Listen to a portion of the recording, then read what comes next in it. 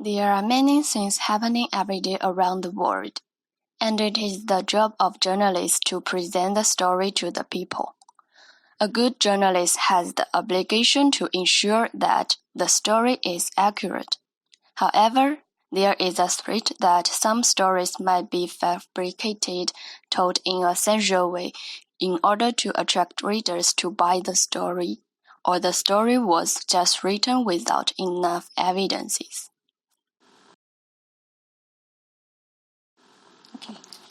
For example is the Rolling Stone magazine.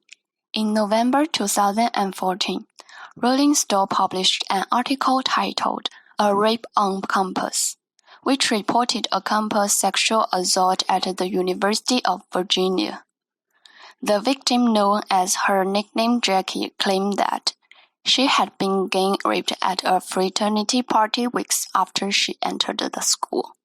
However, after investigation, it was found that there was something wrong with Jiaqi's story. The story, who was written by Sabrina Rubin Erdely, didn't obtain information from other sources aside from Jiaqi, which made the story difficult to be verified. The fact-checking process was a problem, since the story was only based on what Jiaqi believed to be true at the time. It resulted in the story to be retracted in 2015. This case has raised the issue of one of the fundamental components in journalism, which is source. Sometimes we could wonder, can we believe what the source had said? And not only in the Rolling Stone magazine, but there have been many cases throughout the history where the stories are fabricated by inserting unusual sources. Such as Stephen Glass's story where more than half of his work were fully or partially fabricated.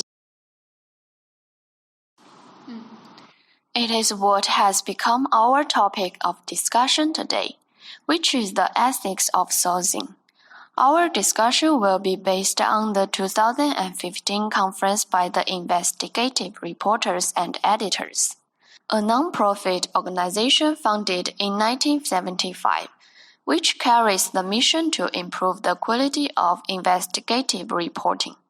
This organization has become a platform in which journalists throughout the world could help each other by sharing information about story ideas, news gathering techniques, and news sources.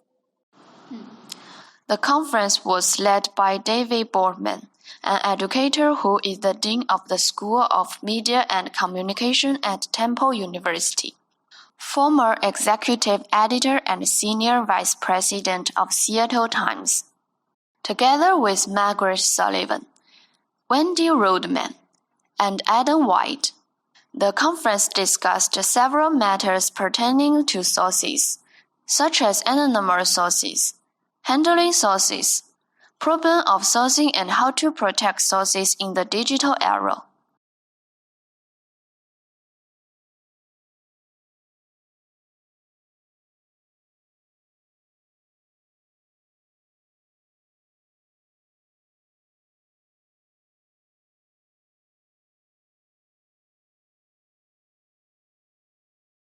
According to a Gallup poll just last year, 22% of Americans trust newspapers, 19% trust news on the internet, and 18% trust television news. Trust in journalists is at an all-time low in the many decades that this survey has been taken.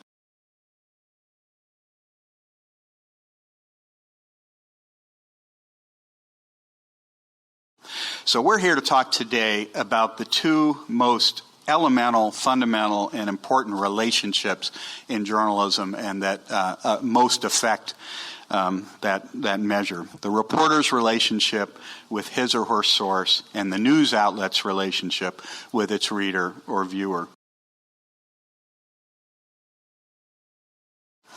This has always been really tricky ground to traverse, but never more so than today.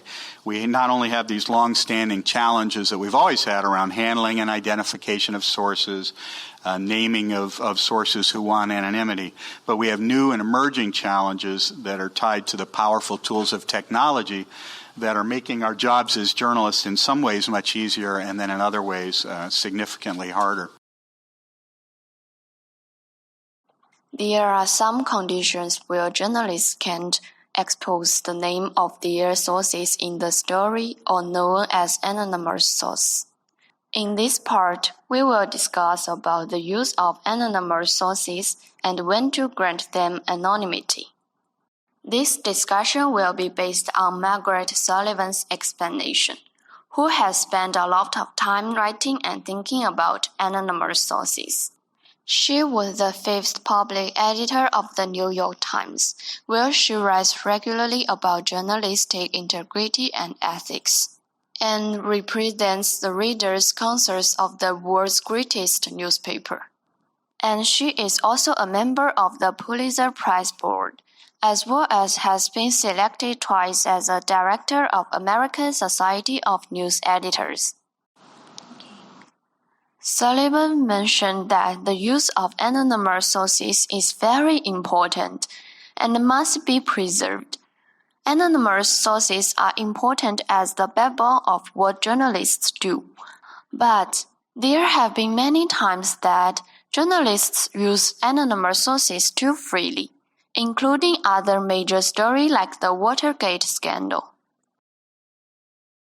Anonymous source is used to protect sources, such as rape and human trafficking victims, people who live in poverty, war, and social dislocation, because they might become vulnerable if their name were exposed to the public. However, the main problem with anonymous source is that it will create public's distrust. When the public see an unnamed source, or a quote that's attributed to someone without a name, they will start to question the truth of the story and the credibility of the journalists as well. Because trust is what matters to the public, and the journalists need to think about it carefully every time. Therefore, to use anonymous sources, journalists need to pay attention to two things according to Sullivan.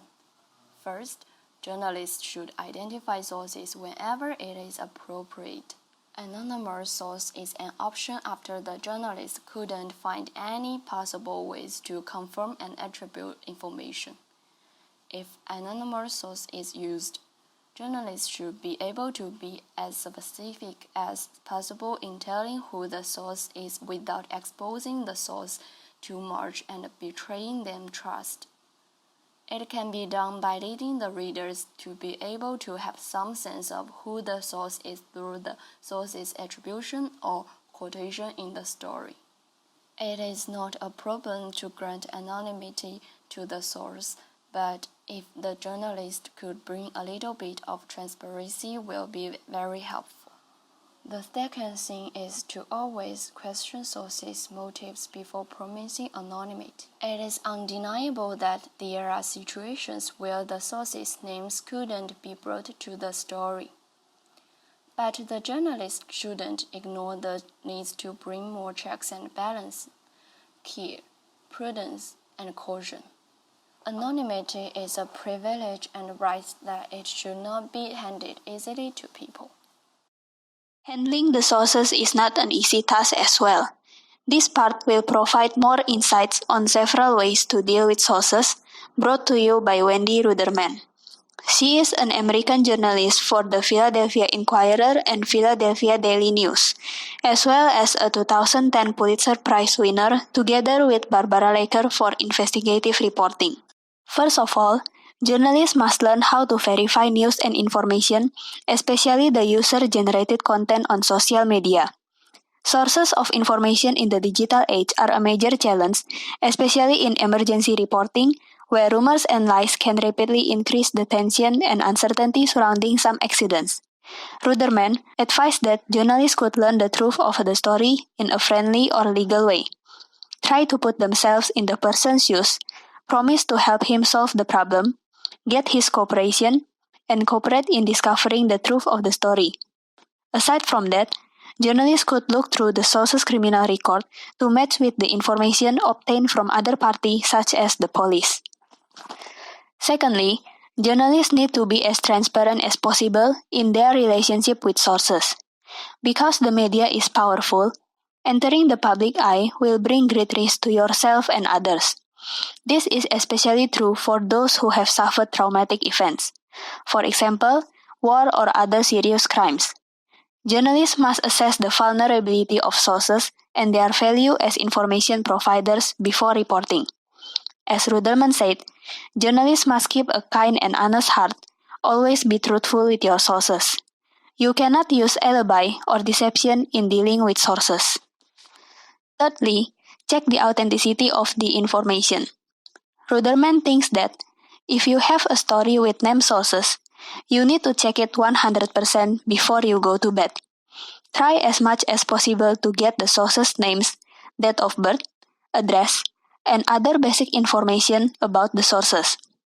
Some things might also go off the record, but journalists should also be able to negotiate things with the sources and somehow make it back on the record. Why do journalists need to protect the sources? And what is it that makes sourcing seems harder in this digital era? You will find the answer in this part, which talks about the problems of sourcing today, what journalists should do and pay attention to tackle the issue, which will be in accordance with Aidan White's discussion. White worked as a journalist with newspapers in the United Kingdom, including the Birmingham Evening Mail, the Financial Times, and the Guardian. He is also the founder of Ethical Journalism Network in 2012, after he left the International Federation of Journalists, where he was a general secretary for 25 years. White said that it is the journalist who has the power. Journalists could protect those who are against them, and they could also protect the sources whose words are indirectly attacking themselves. For example, sources sometimes could say too much things and being too open, in a way making them more exposed and vulnerable. An ethic of journalism is not just about accuracy, fairness, and accountability, but also about humanity. It is about the consequence about what the journalists do, and all of that is much worth by the information of what we treated today. It is clear that the basis of this idea is to protect the sources in the internet world.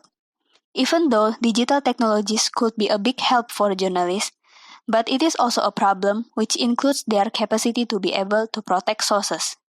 Back then, journalists still had the power to control the access to information, and thus source protection was easier, but it can hardly be applied in today's era. Surveillance has become a major problem in the journalism industry today. Not only the government who could watch what you are doing, but also corporations. People's privacy is also at stake, where other people could find names just by typing it on the internet. Google and Facebook, who are the pioneer to provide online access to everyone, would not always keep people's information that they have been gathering secret forever. This ease of access of information leads the way to mass surveillance, and it is feared to allow the government to abuse the privacy rights of the people. There is nothing secret anymore. Therefore, the only way to prevent all this is to go back to the traditional way, which is face-to-face communication, as the digital technologies are not totally reliable when it comes to source protection. Moreover, there is the demand for news organizations to produce stories as quickly as possible because everyone is on the internet, and each news organization is competing with the other to become the first to deliver the information. But this is where the chance of mistakes to occur is very high. White argued that there is nothing wrong with slow journalism. As long as the facts are correct, sources could be protected and become the trustworthy mechanism for public communication. In this way, the work of journalism is still be able to be kept on track. From This is the trickiest question ever. We don't pay people for information. I mean, with the moment we start sort of paying, routinely for information, you get the sort of scandals that have erupted in London, where, public officials have been effectively sort of organising sort of systematic reception of money for drinks and restaurant deals and all sorts of things, really unsavoury practices and so on. So we can't do that.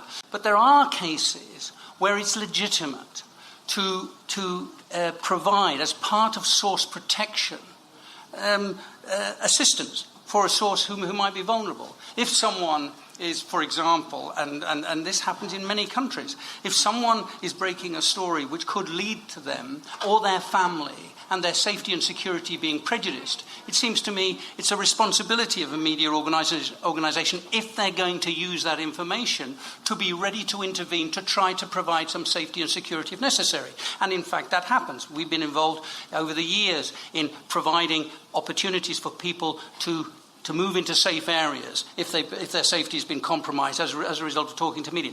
This is the trickiest question ever. We don't pay people for information. I mean, with the moment we start sort of paying, routinely for information, you get the sort of scandals that have erupted in London, where, public officials have been effectively sort of organising sort of systematic reception of money for drinks and restaurant deals and all sorts of things, really unsavoury practices and so on. So we can't do that. This is actually a sort of public service activity. We are using information in the public interest here.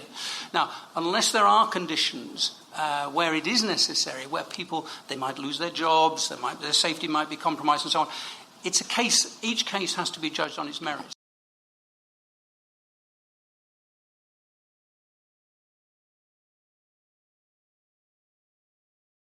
all these points, it can be said that sourcing is a part of journalistic work that needs to consider a lot of ethics and put much care onto it. It is important to think whether a story could be told with reliable sources, but also be able to protect them at the same time. It depends on the journalist's way in approaching the sources, making them look trustworthy and reliable, to drive the sources telling their part of the story. Sometimes, journalists should also consider internal ethics from the news organizations where they work for, and there are things that can and cannot be done. However, don't let those stop a story to be told, and try for another way to obtain the story in an appropriate and ethical way.